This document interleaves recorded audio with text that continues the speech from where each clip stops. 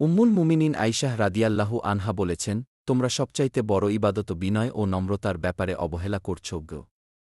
আইজুহুদ ১-১-৩-২।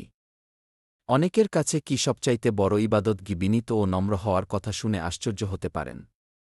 আপনারা আশ্চর্য না হয়ে মহান আল্লাহর এই আয়াত عباد الرحمن الذين يمشون على الأرض هونا وإذا خاطبهم الجاهلون قالوا سلاما আর রহমানের বান্দা তারাই যারা জমিনে নম্রভাবে চলাফেরা করে, আর অজ্ঞ লোকেরা তাদেরকে সম্বোধন করলে তারা বলে, শান্তি, আমরা বিতর্কে লিপ্ত হতে চাই না।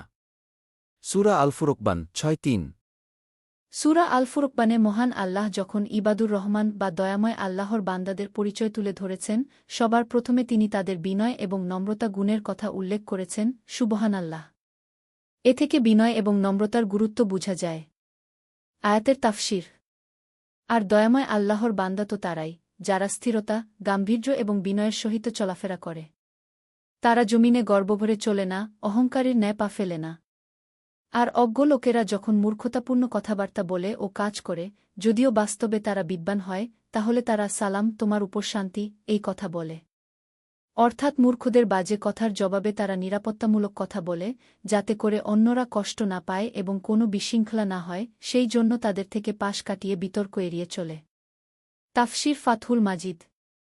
২ আল্লাহর রাসূল সাল্লাল্লাহু আলাইহি ওয়াসাল্লাম বলেছেন, নিশ্চয়ই আল্লাহ আমার কাছে ওয়াহি করেছেন, তোমরা বিনীত হও, যাতে করে তোমরা একজন অন্যজনের উপর জুলুম না করো। ও সিলসিলা আশ-সহিহাহত ৫৭০।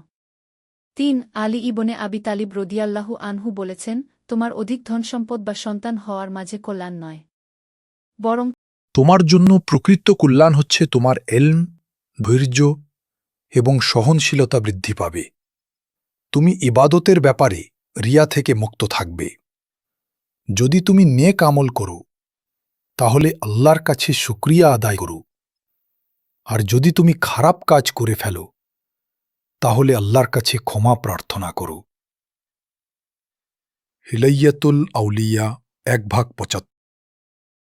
ইব্রাহিম ইবনে শায়বান ৩৪৭ হিজরি রহেমাহুল্লাহ বলেছেন, সম্মান হচ্ছে নিজেকে বিনীত এবং নম্র করা, মহত্ব হচ্ছে তাকওয়া, আর স্বাধীনতা হচ্ছে তোমার যা আছে তাই নিয়ে সন্তুষ্ট থাকা।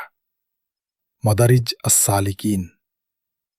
হাসান আল বসরি রহিমাহুল্লাহ বলেছেন, তুমি কি নিজেকে নম্র ও বিনীত করার অর্থ জানো?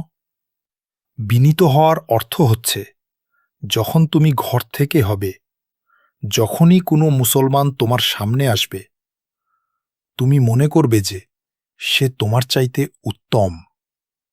আত-তাওদু ওয়াল খুমুল।